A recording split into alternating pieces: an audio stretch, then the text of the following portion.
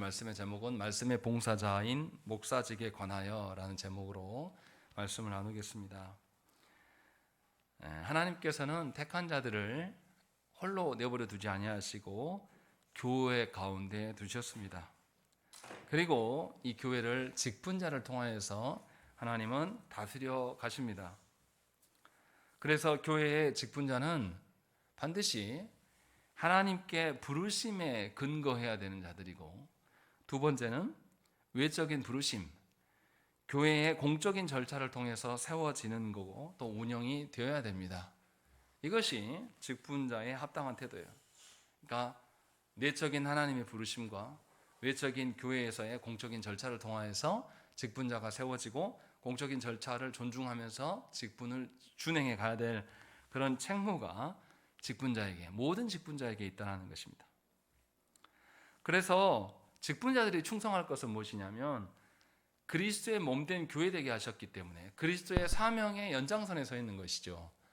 그래서 직분을 사적으로 받아들일 수가 없어요. 직분을 통해서 나를 드러내거나 내 명예가 걸려있는 어떤 그런 방식으로 직분을 바라보게 되면 직분은 반드시 병들게 되고 하나님의 다스림을 이끌어가는 것이 아니라 하나님과 무관한 채로 직분이 남용되는 일들이 벌어질 수밖에 없다는 것입니다. 그래서 교회의 직분자들은 반드시 구속 사역 앞에 충성을 하는 것이에요. 구원의 사역에 합당한 것을 행하는 것이지 개인의 어떤 위신이 달려있는 게 아니에요. 그러니까 이런 사람은 성도가 아닙니다. 뭔가 직분자 선출을 했는데 본인이 당선이 안 됐어요. 교회 안 나옵니다. 그럼 그 사람 교인이 원래부터 성도가 아니었어요. 그런 자를 어떻게 직분을 세웁니까? 직분을 세우기 전에 발견한 것이 하나의 문제죠. 왜냐하면 그 사람은 직분을 줘도 어떻게 하겠습니까? 지극히 개인적으로 사사로이 그 직분을 사용할 수밖에 없는 겁니다. 그래서 우리가 직분에 대한 관념을 잘 갖고 있어야 되고, 내가 직분을 받지 않더라도 교회 안에 직분이 어떤 역할을 하고 어떤 기능으로 써야 되는지를 우리 모두가 알아야 됩니다.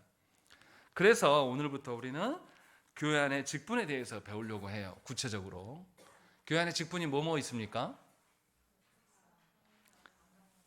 목사와 장로와 집사. 여기서 집사는 서리 집사를 말하는 게 아닙니다.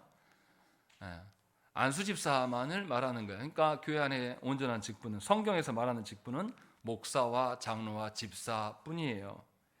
나머지 안타깝게도 조국교회 안에 있는 모든 직분들은 사람이 필요해서 만들어 놓은 직분이니까 성경적인 직분이 아닙니다. 미안하지만 권사도 성경적인 직분이 아니고 서리 집사도 아니고, 당연히 명예 집사나 명예 권사나 명예 장로나, 명예 장로가 있나요? 잘 모르겠고, 여하튼 명예 뭐 어쩌고 저쩌고 있는 건 다 헛된 거예요. 또 은퇴했으면 목사님은 목사 아닙니까? 은퇴했으면 목사가 아니어야 되는데 우리는 은퇴 목사가 또 있거든요. 이것이 굉장히 비성경적이에요. 그렇게 조국교회는 이미 직분을 남용한 지가 오래돼 버렸습니다. 그러니까 성경에 근거한 직분자를 존중해야 되는 것이고, 성경에 근거한 직분의 그 의미와 직분의 사명이 무엇인지를 내가 직분을 받지 않더라도 모든 성도가 알아야 됩니다. 그랬을 때에 그 직분자와 함께 교회를 세워갈 수가 있는 거예요. 직분자를 존중함으로.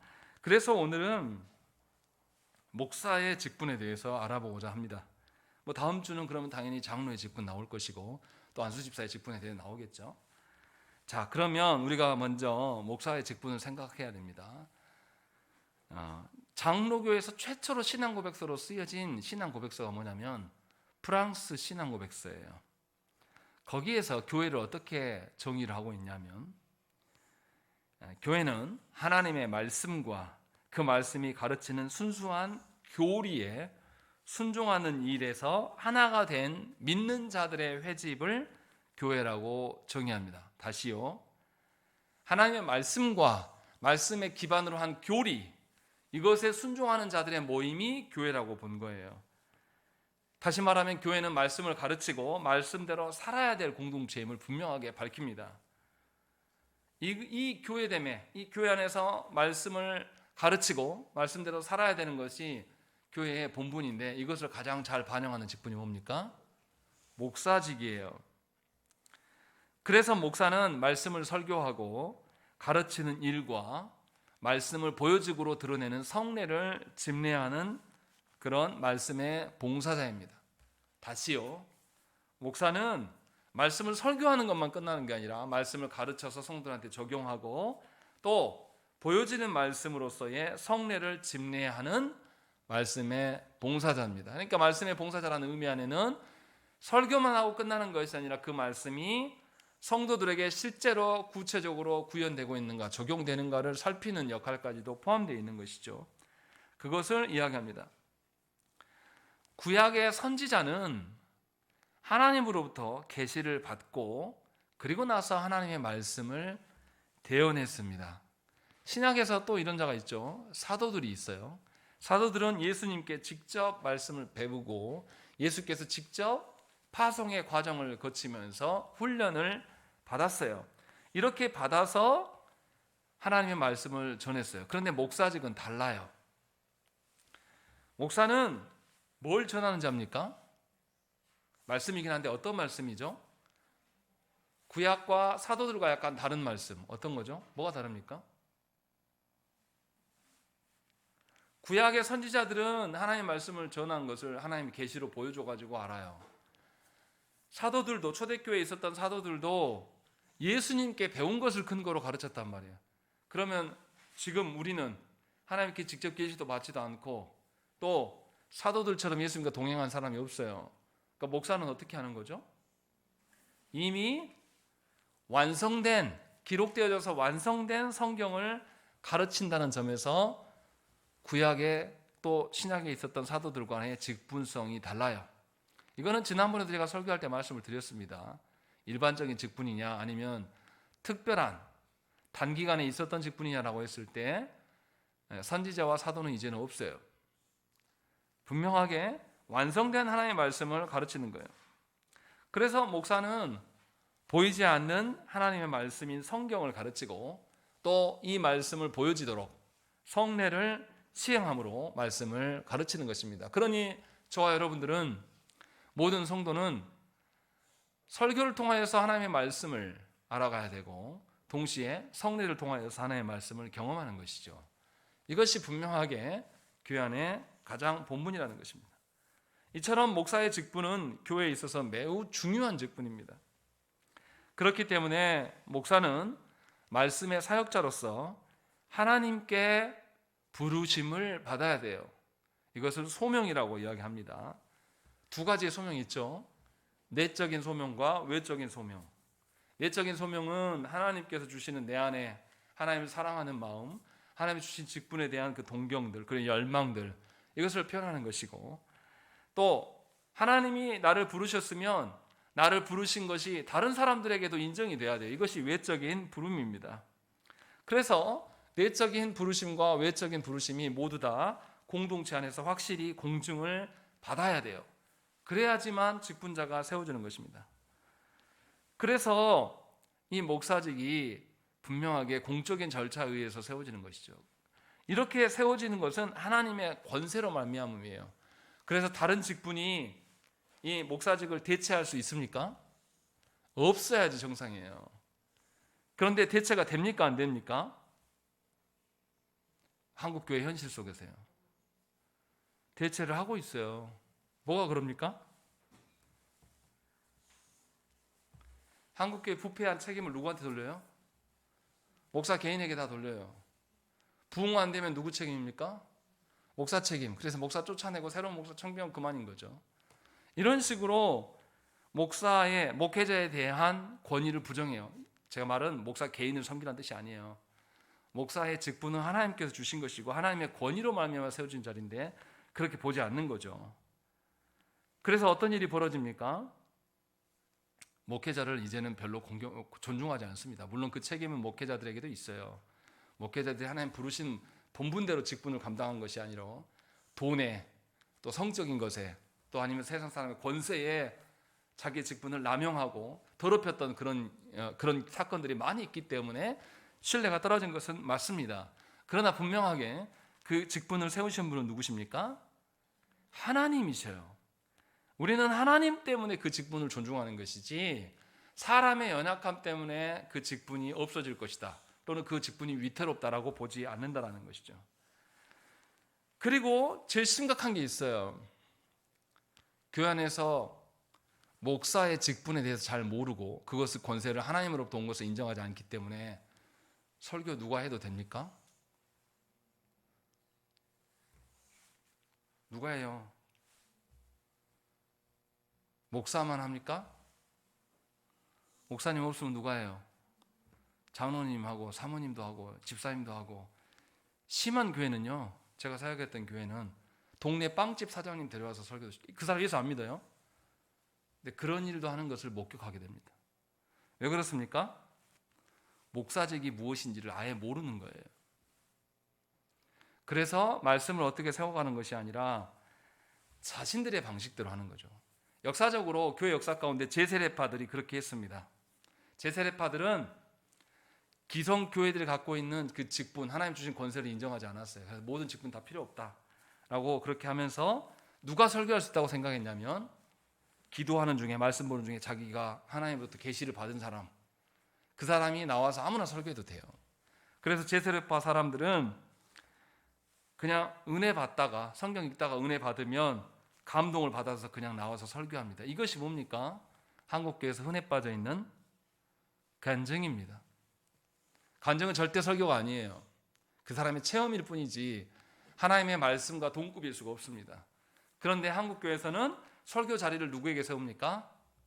간증으로 대체하는 경우가 허다하고, 그러한 일들을 우리가 알고 있는 다니엘 기도회에서 모든 교회들이, 한국의 많은 교회들이 네트워킹망을 선전해놓고 그 간증을 쳐다보고 있는 겁니다. 왜냐하면 교회의 목사직이 이미 훼손되었다고 보는 것이고, 목사직의 권세를 하나님으로부터 받은 것이라고 우리 모두가 인정하지 않기 때문에 그래요. 여기서 우리가 생각을 해야 될 게 있습니다. 복음을 전하는 것하고 전도하는 것과 설교하는 것이 같은 겁니까? 다른 거예요. 근데 성도들이 이걸 구분을 못한다는 것입니다. 그래서 아무나 할 수 있다고 보는 거죠. 분명히 구약에 있는 선지자들과 신약의 사도들도 자신들의 직분을 감당할 때 어떻게 했습니까? 하나님으로부터 계시를 받는 과정과 그가 앞에서 승복하는 그런 과정들이 있었어요. 그래서 구약에 보면 선지의 학교들이 있었다라는 이야기 나오거든요. 또 사도들도 어떻겠습니까? 사도들도 예수님으로부터 직접 가르침을 받고 배우고 파송하는 실습의 과정들, 이 훈련의 과정이 다 있어서 그들의 직분을 감당해 나간 거예요. 설교를 감당하는 목사도 마찬가지입니다. 반드시 교회 안에서 공적인 질서를 통해서, 공적인 절차를 통해서 합당하게 목회자를 세워가야 되는 거예요. 그리고 그것에게, 그 세워진 자에게 말씀의 사역자로서의 직분을 부여하는 것입니다. 그래서 교회는 한 명의 말씀의 사역자를 세우는 일도 매우 중요시 여겨야 돼요. 그냥 얼렁뚱땅 해서는 안 된다는 것입니다. 여러분들이 알아야 돼요. 한국 교회에서 목회자가 신학교 가려면 교회 추천을 받아야 되는데, 그 추천이 뭐냐면 담임 목사 개인이 이렇게 써주는 게 아니에요. 모든 성도들 앞에서 공동회의를 통해서 이분이 우리 교회 안에 있는데, 이분이 신학교 말씀의 사역자로 부름을 받아서 가려고 하는데 너희들이 외적인 하나님의 부르심으로 모두가 인정하냐 표결해서 그 사람이 정말 그런 사람인가로 받고, 그것을 근거로 신학교로 보내는 거예요. 그래서 한번 필터링이 돼야 돼요. 교회 안에서 뭐가요? 하나님의 부르심이 정말 맞는 것인가? 그리고 하나님의 부르심이 맞다라면 우리는 그 사람 어떻게 해야 됩니까? 교회는 말씀의 사역자로 설 수 있도록 어떻게 해야 돼요? 계속 후원하고 지원해야 돼요. 이것이 교회의 책무예요. 근데 교회가, 그런 교회가 있습니까? 말씀의 사역자로 한 명의 직분을 세워져 나갈 때에 교회가 책임져 주고 그 사람을 끝까지 목사가 되도록 지키고 돌보는 교회가 있어요? 우리 조국교회는 그런 게 없습니다. 다 누구에게 가 있는 거죠? 목사 그 개인 가정이 알아서 하는 거예요. 빚을 져도 그 가정이 지는 것이고, 그런 식으로 교회가 바라보고 있는 거예요. 그래서 좋은 목회자가 안 나옵니다.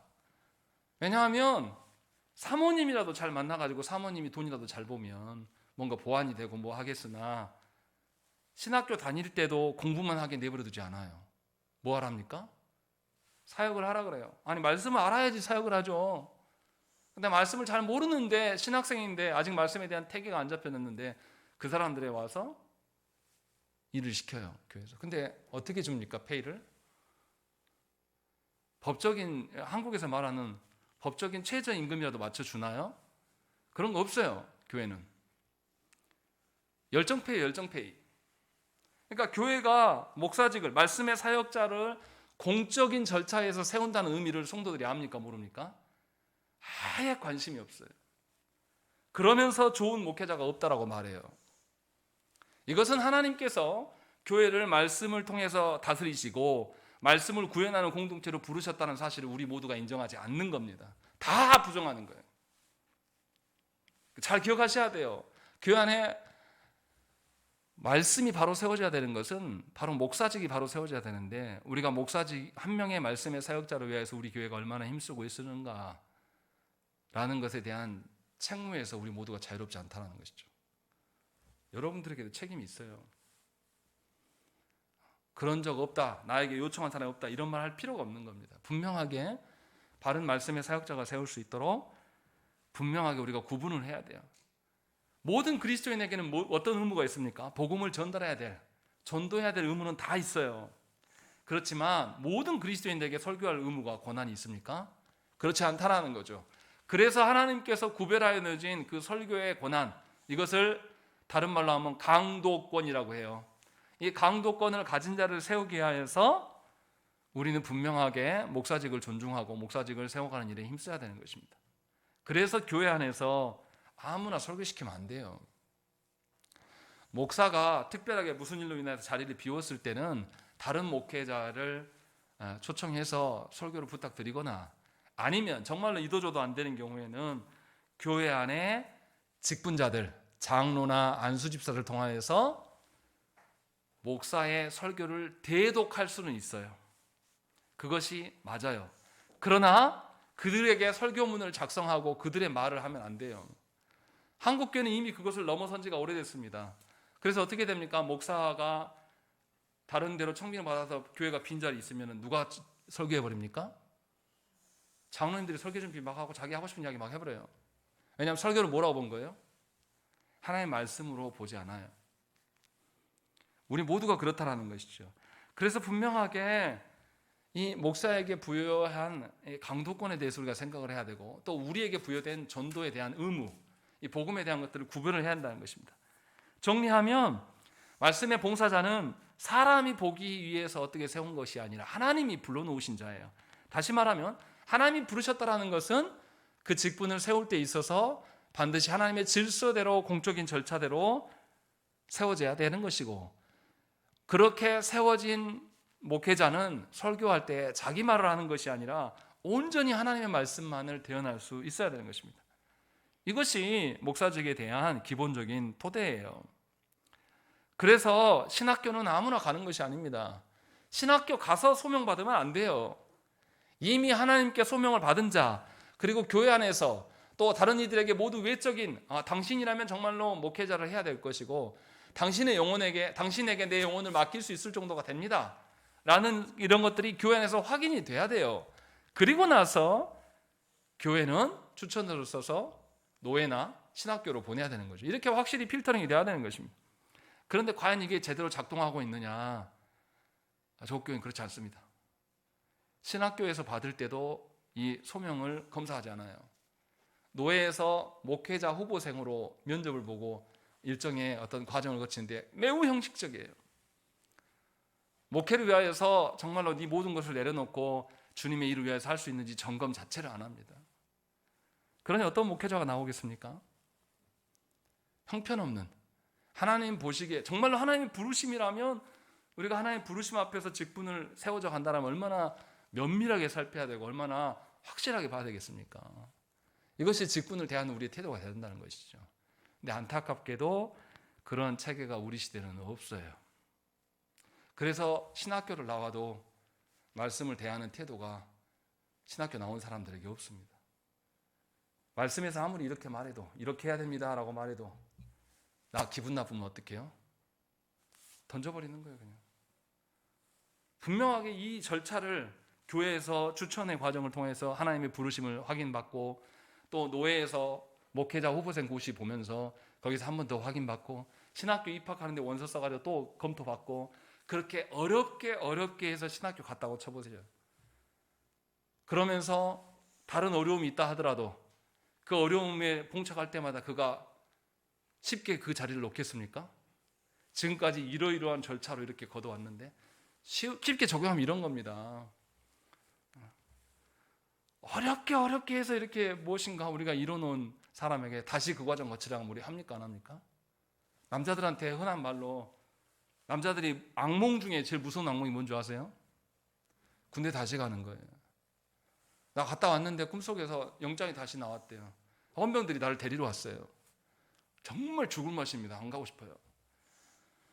목회자 하나님이 부르신 건데 이런 절차가 없어진 거라는 거죠. 그리고 교회도 이것에 대해서 존중하지 않아요. 그래서 교회가 신학생들을 돌보지 않습니다. 이런 일들이 악순환적으로 있는 거죠. 이거는 회개해야 되고 정말로 뿌리 뽑아야 될 문제예요. 더 쉽게 말하면 교회가 사람을 키우지 않습니다. 심각한 거예요. 건축하는 것은 누구나 잘합니다.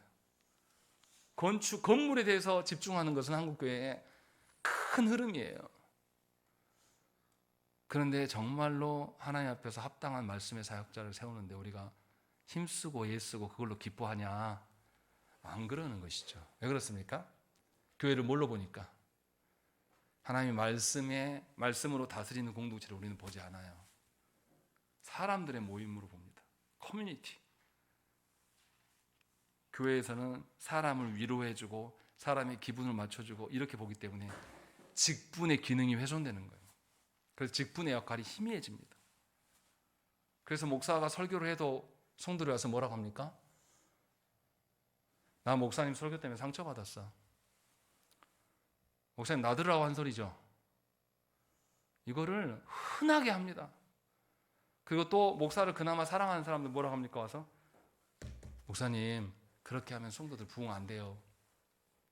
목사님 설교 내가 들어봤는데 은혜롭게 해야지. 왜 찍는 소리 합니까? 이걸 누가 이야기합니까? 교회 중직자들이 이야기를 하는 거예요. 직분을 존중하는 겁니까? 안 하는 겁니까? 본인들이 직분 위에 서 있어요. 그러니까 평가합니다. 이것은 하나님이 세우신 직분을 대하는 삶의 태도가 아니에요. 분명히 하나님께서 부르셔서 직분자를 세우신다는 것을 명심해야 됩니다. 그리고 하나님께서 세우시려고 그 확실히 내적이나 외적인 소명이 확인된 그런 직분의 과정에 서 있는 사람을 우리는 존중하고 협력해야 돼요. 그래서 그에게 부여한 직분이 하나님 앞에서 합당하게 세워지도록 우리가 힘써야 되는 것이죠. 그래서 직분자만이 아니라 온 교회가 주의 말씀을 세우는 데 힘써야 되는 것입니다. 그러면 목사는 어떻게 자신의 직분을 감당해야 되겠습니까? 분명하게 이렇게 하나님의 부르심에 내적인 외적인 이 소명에 합법한 이 절차를 통해서 목사가 되었다면 목사는 반드시 누구를 위해서 서겠습니까? 하나님을 위해서 설 수밖에 없어요. 그런데도 우리의 현실 속에서 수많은 목회자들이 설교 시간에 하나님의 말씀이 아닌 뭘로 오용합니까? 자기 연설을 해요. 자기 인기를 누리기 위한 말을 하고 또 강의라고 생각하는 경우도 있고 훈화할 때도 있고 잔소리를 할 때도 있고 사람들의 기분을 달래주기 위해서 웃기는 이야기, 만담하는 경우도 있고 또 간증으로 끝내버리는 경우도 있습니다. 설교자가 본문 읽어놓고 하나님의 말씀을 말하는 것이 아니라 자기가 예전에 누구 있었는데 뭐 어쩌고 저쩌고 해야 그 사람이 예수 믿고 잘 됐습니다. 우리 잘합시다. 아멘 기도합시다. 이런 설교를 하고 있는 거죠. 그러니까 엄청 심각한 거예요. 설교를 이미 목회자가 오해하고 있는 겁니다. 그러나 분명하게 목사는 반드시 성경만을 설교해야 됩니다. 그리고 또 하나는 뭐냐면 성경 전체를 설교하려고 힘써야 한다는 것입니다. 우리는 대부분 설교를 들었을 때 익숙한 본문만 들어요. 그렇지 않습니까? 여러분 레위기 설교 자주 들어보셨습니까? 요한계시록 설교는요. 다니엘서의 환상에 대한 부분들, 요한복음 17장 설교는요. 우리 다 못 들어봤어요. 목회자도 너무 어렵거든요. 그래서 지금 당장 성도들의 필요한 본문이 뭘까를 찾고 그것을 근거로 인하여서 설교하는 분들이 너무 많아요. 그래서 그렇게 되면 어떻습니까? 쉬운 본문밖에 할 수가 없어요. 그렇지 않겠습니까? 선지서 같은 거 말씀을 전하려고 하면 이스라엘의 역사를 알아야 돼요. 그래야지 설명이 되거든요. 그럼 이스라엘 역사까지도 설교에 담아내서 하려고 하니까 복잡해지거든요. 그래서 그런 본문들은 설교를 안 하게 된다는 거죠. 그러나 분명하게 하나님의 말씀을 대언하는 자라면 이 하나님의 말씀이 전체 하나님의 말씀으로 존중하고 전체를 설교할 수 있도록 힘써야 되는 것이죠. 이것이 설교자가 성경을 대하는 태도여야 된다는 것입니다. 그러니 모든 성도는 요한계시록이나 다니엘서나 또 어려운 레위기서나 말씀을 다 들어봐야 돼요. 그래서 성경에 대한 균형을 갖춰가야 되는 것입니다. 우리 교회도 그러려고 하는 거예요. 그래서 성경 한번 시작하면 목사가 취향껏 골라서 여기저기 막 왔다 갔다 하는 게 아니라 쭉 읽어가면서 하는 거예요. 굉장히 어렵습니다. 너무 뻔한 본문이 나오면 뻔한 소리밖에 없는 것 같아도 잘 안 보이고, 또 너무 안 들어본 이야기를 하려면 성도들한테 이 배경부터 설명을 다 해야 되니까 그게 또 난해한 것이고, 어쩔 때는 제가 역부족이어서 못할 때도 있는 것이고요. 그런 일들이 계속 쌓여요. 그러나 정말로 하나님께서 부르시면 이 공적인 절차, 어렵게 뭔가 절차를 거쳐서 하나님 앞에서 성실하게 선 목회자라면 성경만을 설교하고 성경 전체를 설교하려는 것이 당연한 겁니다. 이것이 목회자에게 있어야 돼요. 그래서 칼빈은 어떻게 했냐면요, 칼빈이 놀라운 사람이라는 게 뭐냐면, 칼빈이 개혁적으로 설교하고 성도들의 죄 설교를 하니까 제네바에서 쫓겨났습니다. 당신 같은 사람 필요 없어. 쫓아냈어요. 칼빈이 떠나고 나서 그 제네바 교회에 또 의회에 많은 문제가 있고 분쟁이 생기면서 다시 칼빈을 청경합니다. 자기 쫓아낸 교회가 다시 청경할 때 가고 싶겠습니까? 가서 뭐부터 하고 싶겠어요? 첫 강단에 올라가지고 내가 너희들 그럴 줄 알았다. 주의 사자를 건드리더니 너희가 이 모양 있구라 가지구나 하면서 아마 막 혼냈을 거예요. 저 같으면. 근데 칼빈 그러지 않았습니다. 자기가 제네바 교회에서 떠나갈 때 마지막 설교했던 그 본문 있잖아요. 이어서 바로 설교했습니다. 대단하지 않습니까? 자신이 그때 떠나간 때 설교가 뭐 한지를 알고 있어요. 본인이. 지금처럼 막 컴퓨터가 있고 검색하고 이런 게 아니라 본인이 그걸 기억하고 있고, 자기 소리를 하나도 하지도 않고 자기 대변하는 말을 하는 것도 아니고 그때 이어서 설교를 계속해 나갔습니다. 이것이 설교자가 설교를 대하는 태도여야 된다는 것입니다. 이것을 분명하게 성경은 말하고 있어요.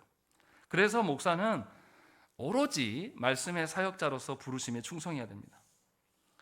그래서 목사는 성경 전체를 해석하기 위해서 끊임없이 말씀 연구를 해야 되고, 또 이 시대의 사람인 성도들에게 이 시대의 시대 사상이나 시대의 흐름, 문화 이런 것들도 목회자가 알아야 돼요. 그래서 성도들이 어떠한 혼란 가운데 있는가, 어떠한 성경에 위배되는 상황 가운데 있는가를 알고 이것을 말씀으로 녹여내야 되는 것입니다. 그래서 목사는 성경만이 아니라 그 시대의 문화나 이 모든 것들을 연구하고 설교한 일에 집중을 해야 되는 것입니다. 그런데 실제로 목사가 그렇게 하도록 교회가 돕느냐? 그렇지는 않아요. 우리 한국교회 정서상 어떻습니까? 목회자가 모든 성도를 다 만나줘야 돼요. 뭐 우리 교회는 얼마 되지 않지만 100명의 성도라고 하면 얼마나 목회자가 바쁘겠습니까? 다 만나야 되고, 신방도 목사가 다 하고 교회 행정 돌아보는 것도 목사가 다 하고 전부 다 하는 구조로 되어 있어요. 그러니 설교 좋다 안 좋다 여러분들이 할 자격이 없어요, 성도들에게. 왜냐하면 설교할 수 있도록 성도들이 재정적인 것, 시장적인 것을 배려하지 않기 때문에. 어느 교회나 다 마찬가지입니다. 큰 교회라 해서 잘할 것 같죠. 큰 교회는 더 바빠요. 그래서 목사님 연구하는 것을 존중하지 않습니다. 그러나 분명하게 하나님의 말씀의 봉사자로 불렀다면 성경 전체를 해석하고 성경 전체를 설교하려고 하는 목사가 되려고 하면 교회가 그 일에 힘써야 되는 것입니다. 목사 개인에게만 그것을 넘겨버리는 것이 아니라 분명하게 모든 교회가 이 일에 협력을 해야 돼요. 그리고 또 목사가 해야 될, 신경 써야 될 게 있습니다. 설교만 하는 것으로 끝나지 않아요. 이 말씀을 선포했으면 그 말씀이 성도들에게 적용되는지 살펴야 됩니다. 그런데 여기서부터가 이제 문제예요. 이 사람을 사랑하지 않고 이 사람은 하나도 관심이 없어요. 관심이 없고 가서 목사가 그냥 객관적인, 그냥 연구에 근거한, 예를 들면 이런 거예요. 이 가정 안에 자녀 문제가 극심한 상황 가운데 있어요. 누가 봐도 너무 힘들어. 그런데 그런 거 상관 않고 가서 당신 자녀 문제 죄 때문입니다, 이렇게 신방하면 성도들이 받아들일까요? 제가 무슨 말을 하는 거냐면, 목회자가 말씀을 성도들한테 적용하는 신방을 돌아봐야 하는데 기본적인 깔려있는 베이스가 뭐냐면 영혼에 대한 사랑이 있어야 한다는 것입니다. 영혼에 대한 사랑이 없이는 불가능해요. 이 사랑이 어떻게 하겠습니까? 예수께서 보여주신 사랑이에요. 하나님이셨던 그분이 우리를 구원하시기 위하여서 죄인들을 위하여서 죄인들이 되셨고, 죄인의 자리로 내려오셨고, 죄인들과 한 상에 먹으면서 먹고 마심으로 죄인처럼 취급받으면서 십자가에 달려서 돌아가셨어요. 그 사랑으로 말미암아서 목사직이 존재하게 된 것입니다. 그렇기 때문에 목사는 앵무새처럼 어떤 AI처럼 정보적인 지식만 가서 쭈르르륵 나열하는 사람이 되면 안 돼요. 성도들이 무슨 생각을 하고 있고, 어떤 점에서 오류를 갖고 있고, 어떤 점에서 하나님 앞에 정직하게 살아야 될 것인가 총체적으로 살피면서 그리스도의 진리를 그 성도에게 적용할 수 있도록 그리스도의 사랑으로 그 부분을 대해야 되는 것이죠. 그러니까 권징하는 일에 있어서 이 형제가, 이 영혼이 회개하고 돌아올 수 있도록 기회를 주는 그런 사랑이, 그런 책임감이 목회자에게 필요하다는 것입니다. 다시 말하면 목회는, 설교는 성도를 더 끌어모으기 위해서 설교하는 게 아니에요. 제가 답답해서 속이 터지는 게 뭐냐면, 교회에 부흥 안 되는 책임을 누구에게 돌립니까? 목사에게 돌리는 거예요. 왜요? 설교를 뭐로 여기니까? 사람 끌어모으는 도구로 생각한단 말이죠. 설교는 그런 게 아니에요. 설교는 하나님의 말씀을 대언하는 거예요. 그래서 우리가 구분해야 될 게 뭐냐면, 설교는 하나님의 말씀을 증거하는 것이지 사람 끌어모으는 수단이 절대 아니라는 것입니다. 잘 알아들어야 돼요. 저한테도 그렇게 말씀하시는 분이 있거든요. 물론 목회자의 흠이 있죠. 한계가 있죠. 설교할 때. 근데 저한테 와가지고 그런 이야기해요. 우리 교회에서는 괜찮은데 이거 외부로 나가면 오해될 수 있으니까 이 부분 자르세요. 이거 없애세요. 이렇게 이야기한단 말이에요. 왜 그렇습니까? 설교를 사람들이 모으는 수단으로 보는 마음이 있기 때문에 그런 거예요. 그러나 설교는 그런 게 아닙니다. 분명하게 우리가 알아야 돼요. 설교는 그 영혼이 하나님의 앞에서 죄의 문제를 다루는 것이고, 죄로 인하여서 하나님의 진노가 있음을 알려주고, 그래서 이것을 가지고 회개하고 하나님 나라의 이론으로 들어오게 하는 그런 방편인 것이죠. 그래서 예수께서 뭐라고 하십니까? 배반하고 자기 고향으로 내려갔던 베드로에게 주님이 쫓아가서 뭐라고 하십니까? 네가 나를 사랑하느냐? 베드로가 대답을 못해요. 주님이 더 잘하십니다 라고 말했을 때 주님 뭐라고 합니까? 내 양을 먹이라. 그 사람의 됨됨이로 말하는 것이 아니라 그리스도께서 그를 회복해 하시는 것을 경험케 하시고, 베드로에게 이제 그 영혼의 회복을 놓고 구원을 위하여서 말씀을 선포하라고 말씀하시는 것이죠. 이것이 설교자가 설교를 대하는 태도였다는 것입니다. 그럼 듣는 여러분도 마찬가지죠. 분명하게 이러한 관점으로 설교를 봐야 돼요. 그런데 우리는 그렇게 보지 않죠. 굉장히 지극히 개인적으로 설교를 해요. 제가 누구의 상황이나 사건을 모르지는 않아요. 그러나 그것을 콕 집어서 만천하에 공개하려고 설교하지는 절대 않거든요. 본문에 의거해서 그 죄의 문제가 다뤄질 때는 언급을 해요. 그 사람이 들어도 아파도. 이러한 마인드가 모든 성도들에게 있어야 한다는 것입니다. 너무나 안타까워요. 그럴 생각이 없는 거예요. 내 영혼이 이미 죄 가운데 있고 죄로 말미암아서 돌이키지 못하는 가운데 있다는 그 전제가 성도들에게 없는 거죠. 나는 선하고 나는 좀 괜찮아. 나 이미 알고 있어. 나는 어느 정도의 수준이 있는 사람이라고 보기 때문에 설교를 평가하고 설교 앞에서 정직하게 회개하는 일을 하지 않고 계속해서 대적하는 방식으로 서게 되는 것입니다. 이게 참 어려운 문제예요. 그러나 분명하게 목회자는 이런 방식으로 서야 된다라는 것을 말하고 있습니다. 그러면 이제 이 목회자가 말씀의 사역자로 합당하게 서기 위해서 교회는 무슨 일을 해야 되는가? 이 부분 우리가 이제 생각을 해야 됩니다. 왜 이게 중요하냐면 교회가 말씀에 근거한 기관이 되어야 되기 때문에 그래요. 그래서 목회자의 사역을 위하여서 그 책무가 목회자 1인에게만 있는 게 아니라 모든 성도에게 있어야 된다는 것을 우리가 모두 알아야 된다는 것입니다. 그러면 모든 성도가 힘써야 될 게 무엇이겠습니까? 첫 번째로는 목사가 직무에 전념할 수 있도록 목사의 생계를 교회가 책임져야 됩니다.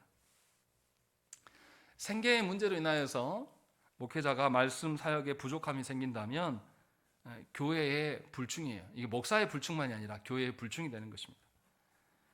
회중의 대표인 목사는 그 교회를 위하여서 말씀을 온전히 먹이고 입혀야 되는데 그 일에 불편함이 없도록 교회가 목사와 목사의 가정을 살펴야 됩니다. 그래서 목회자가 말씀에만 주력할 수 있도록 힘써야 되는 것입니다. 이거 오해하시면 안 됩니다. 목회자에게 한없이 풍요롭게 하고 한없이 모든 것을 누리게 하라 이 뜻이 아니에요. 목회자에게 너무 많은 물질과 공부본이 가게 되면 또 딴 생각을 하게 돼 있어요. 그것까지 말하는 것이 절대 아닙니다.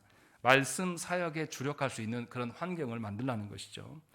그리고 또 하나 주의해야 될 게 뭐냐면 어떤 교회들은 목회자에게 공급되는 생활비를 노동의 대가로 말하는 분들이 있습니다. 조심해야 됩니다. 목회자에게 이 노동의 대가로서 교회에서 생활비를 지급하는 게 아니에요. 하나님께서 세우신 직분이 계속 유지될 수 있게 하기 위해서 구원받은 우리들이 감사함으로 그것을 채워나가는 것이지 말씀에 교회되기 위해서 하신 것이지 노동의 대가로 마치 월급인 것처럼. 저도 부교육자 때 실제로 그런 이야기를 들은 적이 있습니다. 한 장로님이 와가지고 교통사고 때문에 2달간 입원해 있었던 전사님이 오니까 그 2달간 당신이 출근 안 했는데도 우리 재정부에서 당신한테 월급 줬으니까 재정부에 감사표 해라. 제 앞에서 듣고 있었어요. 제가 너무 화가 나가지고 장로님이 주셨습니까? 이 청빙 받은 게 장로님 손에 의한 겁니까? 하나님이 불러놓으시고 하나님 앞에서 사역하는 것이에요. 왜 장로님이 칭찬받습니까? 그리고 그걸 말이라고 지금 하십니까? 하면서 제가 막 화를 낸 적이 있어요. 얼마나 안타깝습니까? 교회 안에서 수십 년을 평생을 살았고 교회 안에서 장로의 직분하는데 그 본분이 뭔지를 아예 몰라요. 사람의 논리로 자기들이 2달 동안 안 나왔는데도 자기들이 허용해줘서 그걸 주겠대요. 그런 게 아니에요. 자꾸만 이 목회자의 생활비를 가지고 노동의 대가인 것처럼 그렇게 시작하면요, 그 정도 주면 안 됩니다. 새벽부터 나와서 해요. 지연자매 새벽부터 일해봤잖아요. 얼마나 힘듭니까? 그럼 수당을 더 줘요. 이런 것까지 다 따지고 나면 골치 아파집니다. 그런 식으로 계산하려고 하면. 근데 교회가 그렇게 합니까? 교회 그렇게 한 적이 없어요, 전혀. 그래서 제가 아까 초두에 밝힐 때 뭐라고 합니까? 그 알바비도 채우지 않는다라니까요, 교회가. 그런 수준이에요. 그것을 제가 지적하려고 하는 게 아니라 교회가 목사에 대한 책임지는 것은 말씀의 봉사자로 세우기 위해서 협력하는 거예요. 그러니 세상 논리로 말하면 안 된다는 것입니다. 그래서 교회는 이 목회자가 합당하게 말씀을 준비할 수 있도록 협력해야 되고, 두 번째는 목회자가 그냥 생활비만으로 끝나는 게 아니에요. 뭘 연구해야 됩니까? 말씀을 연구하고 공부하는 자리예요. 그러니까 교회는 생활비 외에도 목회자에게 연구할 수 있는 그 지원을 계속 아끼지 않아야 됩니다. 뭐 세미나를 간다든지 아니면 뭐 목회자가 공부하기를 원하면 그것에 뒷바라지 한다든지, 이것이 어디로 다 반영이 됩니까? 설교로 다 반영이 되거든요. 그것이 교회의 유익이에요. 그래서 분명하게 목사가 하나님 앞에 합당하게 말씀의 어떠함을 성도들한테 먹이고 입힐 수 있도록 교회는 협력해야 되는 것이죠. 그리고 세 번째는 목사의 직무 중에 가장 중요한 말씀을 성도들에게 적용하는 목양이 있습니다. 이를 위해서 목사는 성도들을 만나고 살펴야 돼요. 근데 어떻습니까? 너무나 안타까운 거 뭐냐면 조국교회 성도들이 목회자를 만나면 목회자가 신방 온다, 그럼 뭐부터 준비합니까, 여러분들? 대신방 떠올려 보세요. 대신방 하면 성도들이 믿음이 있는 분들은 이럽니다. 우리 집에서 점심 식사하고 가셔야 돼요. 이게 믿음인지는 잘 모르겠지만 여하튼 열심히 있는 분들은. 그리고 또 열심히는 있긴 있는데 부담스러워, 내가 가진 게 없어서. 그분들은 어떻게 합니까? 점심 때 우리 집에 올까 봐 전전긍긍해요. 이 현실이 너무나 안타까워요. 신방을 뭐로 보는 거죠, 성도들이? 목사 공양하는 걸로 생각하는 거예요. 그거 아니에요. 목회자가 정말로 선포한 그 말씀이 그 성도들이 존중하고 그 말씀의 토대로 가정 안에 뿌리를 내고 살아가려고, 그거 보려고 오는 거지. 가서 목사가 식사 대접받고 뭐 목사가 대접받으려고 하는 그거 신방 아니라니까요. 근데 너무나 많은 제가 부교육자 할 때 제가 우리 교회에서 대신방 안 하는 이유도 그 부분도 있어요.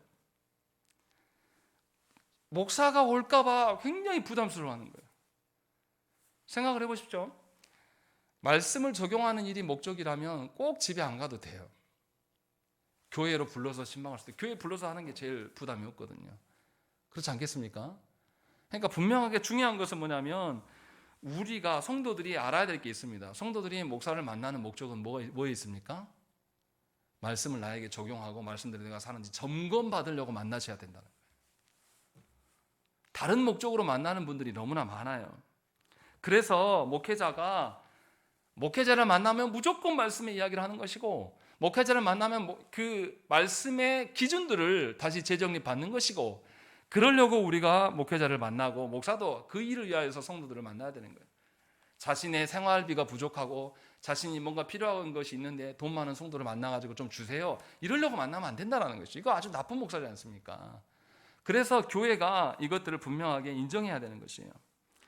그래서 목사를 만나는 것이 하나님의 말씀의 기준들로 인해서 더 풍성해지고, 목사님 만나고 노니 하나님 앞에서 내 관계가 부족했던 거, 또 내가 하나님 앞에서 해결되지 않았던 부분들이 해결되고 또 방향을 보게 되는 것, 이런 은혜들이 성도들과 또 목사 개인에게도 있어야 된다는 것이죠. 그러면 얼마나 즐겁겠습니까? 부담스럽지 아니하고. 그러니까 여러분들이 분명히 기억하셔야 돼요. 내가 누군가를, 사실은 건강한 교회는 목회자가 언제든지 성도를 만나야 되거든요. 근데 그러지 못하고 있는 우리의 현실, 여러분들의 삶의 태도들, 목사를 바라보는 태도들도 바꾸셔야 됩니다. 신방 받기를 즐거워하고 신방을 통하여서 하나님의 말씀이 우리에게 적용되기를 소망해야 한다는 것이죠. 이것이 교회의 목사직을 합당하게 세우는 거예요. 그래서 온 교회가, 모든 성도가 교회의 목양을 위하여서, 또 목사는 목사대로 사명감에 근거해서 성도는 목양을 받을 만한 태도를 갖춤으로써 교회를 말씀을 통하여서 하나님의 다스리시는 그런 공동체로 세워가야 한다는 것입니다. 이를 위해서 교회는 목회자가 성도들을 만나고 말씀을 적용함에 있어서 성도들의 삶을 살피고 활동하는 필요한 제반 경비를 다 제공하고, 분명하게 서로가 부담스럽지 않게, 목회자도 성도들이 신방할 때에 재정적으로 교회 재정을 공급받아서 부담스럽지 않고, 성도들도 목사에 만나면 대접하는 것이 아니라 당연히 신방은 교회의 일환이기 때문에, 교회 재정으로 지원되기 때문에 성도들도 부담되지 않는 그런 방식으로 교회의 체계와 질서를 세워가야 한다는 것입니다. 이것이 말씀으로 하나님의 다스리시는 공동체로 우리가 세워가는 것이죠. 그러니까 잘 기억하셔야 돼요. 여러분들이 알고 있는 기존의 질서와 방식으로 바라보면 굉장히 곤란한 게 많습니다. 그래서 분명하게 우리가 달라져야 한다는 것입니다. 근데 우리의 현실은 어떻습니까? 안타깝게도 조국교회 수많은 목회자들이 무엇 때문에 사역지를 옮깁니까? 뭐 때문에 옮길 것 같아요? 다 그런 건 아니지만 대부분이 경제적인 형편과 목회 현장의 그런 환경 때문에 교회로 옮기게 됩니다. 이거는 비극이에요. 생각을 해보세요. 우리가 카톨릭 그렇게 비난하고 그러는데요, 생각을 해보십시오. 모든 목회자들이 다 비슷한 사례로 다 제공받는다 하면 굳이 옮길 필요가 있을까요? 시골에 한 30명, 제가 실제로 본, 장성에 한 30명 되는 시골 교회 사는데, 거기 통합축 교회인데 그 목사님은 노회에서 일정 금액의 생활비를 다 책정해 줍니다. 보완해 줘요. 그러니까 목사님이 다른 갈 생각을 안 해요. 50대 초반인데 나는 여기서 늙어 죽고 우리 30명 되는 성도들과 함께 늙어갈 것이다. 그래서 그 교회에 최선을 다해요. 다른 데 가서 부경하고 누리면 그게 무슨 목사적 의미가 있겠습니까? 근데 실제로는 우리가 그러고 있다는 것이죠. 그런 점에서 우리가 생각을 해봐야 돼요. 목회자나 성도들이나 그들의 문제는 결코 개인적인 것이 아니에요. 교회의 문제입니다. 교회의 문제로 되기 때문에 공적인 일이 돼야 되는 거예요. 그냥 개인적인 일로 치부하고 방관해야 될 문제가 아니라는 것입니다. 목회자나 성도 모두가 그리스도의 몸인 교회를 세워가기 위해서 서로를 살피고 보존해야 되는 것입니다. 다시 말하면 교회다운 교회를 세우는 것은 교회의 한 직분자인 그 사람이 잘해서 되어지는 것이 아니라 직분자를 바라보고 있는 모든 성도들과 하나 되어서 걸어갈 때에 그 일이 세워져 가는 것입니다. 그렇기 때문에 목사의 직분은 목사가 잘 하나님 앞에 순전하게 서야 될 부분도 있으나 성도들도 그 목사직이 무엇인지 명확히 알고 그 일에 협력을 해야 되는 것입니다. 그러할 때에 직분자의 일은 교회의 일이 되는 것이고 교회의 문제는 곧 직분자의 일이 될 수가 있는 것입니다. 그래서 우리 모두가 하나님께 주신 사명으로 우리 교회를 바라볼 수 있어야 되는 거예요. 그래서 목사만이 아니라 모든 성도가 하나님의 말씀에 매여 있어야 되는 것입니다. 분명하게 이 부분을 알아야 돼요. 그래야 해서 우리가 살아있을 때나 죽을 때에도 다 우리는 누구의 것이어야 됩니까? 그리스도의 것이 되어야 된다는 것입니다. 그래서 그리스도의 사명을 위해서 존재하는 자들로 우리가 살아가게 된다는 것입니다. 마지막으로 드릴 말씀은 예수께서 다시 재림하셔서 오셨을 때에 우리가 뭐 하고 살까요? 예수께서 이 땅에 오셔서 새하늘과 새 땅을 주시고 우리가 다시 이제 하나님 나라로 살 텐데 그때 뭐 하고 살겠습니까? 하나님 말씀의 풍성함을 더욱더 찬란하게 누릴 거예요. 예전에는 하나님 직접 보지 못했으나 이제 그때 하나님 직접 대면하면서 하나님의 어떠하심을 직접 공급받고 그 하나님을 찬양하는 일로 우리가 늘 살아가게 될 것입니다. 그 예행 연습을 지금 교회에서 하고 있는 거예요. 그러니 그날의 회복을 바라보면서 우리가 말씀을 존중하며 세워가는 이 목사직을 서로가 귀하게 여겨야 한다는 것입니다. 그 일에 우리 정향교회가 서야 한다는 것이죠. 분명하게 말씀에 대해서 여러분들이 어떻게 대하고 있는가, 그 직분자를 어떻게 보고 있는가를 잘 점검하시고 목사의 만남이 부담스럽고 괴로운 것이 아니라 다른 이야기를 하려고 목사를 만나는 것이 아니라 진심으로 하나님의 말씀을 세워가는 일로 우리 모두가 협력하시기를 간절히 축원합니다. 함께 기도하겠습니다.